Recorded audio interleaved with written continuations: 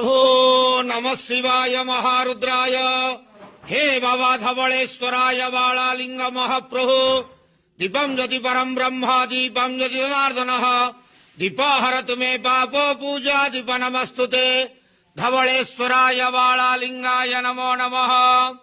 संसार सुखी रखंतु। आज पवित्र त्रिवेणी अमावास्या शुभ रविवार रे समस्त श्रद्धालु भक्त मानव को आशीर्वाद करंतु, मनस्कामना पूर्ण करंतु, कर्म क्षेत्र उन्नति करंतु, ग्रह निष्ठ खंडन करंतु, जगतर मंगल करंतु, विश्वर कल्याण करंतु, आपणकर नाम विख्यात करंतु, सेवकर डाक श्रवण करंतु, समस्त गुआवसा भक्त मानकर मनस्कामना पूर्ण करंतु।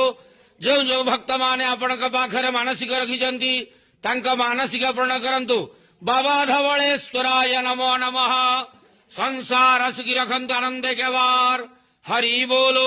आज पवित्र त्रिवेणी अमावास्या शुभ रविवार रे समस्त श्रद्धालु भक्त मानव को आशीर्वाद करंतु आनंद केवार हरि बोलो। बाबा धवलेश्वराय नमो नमः।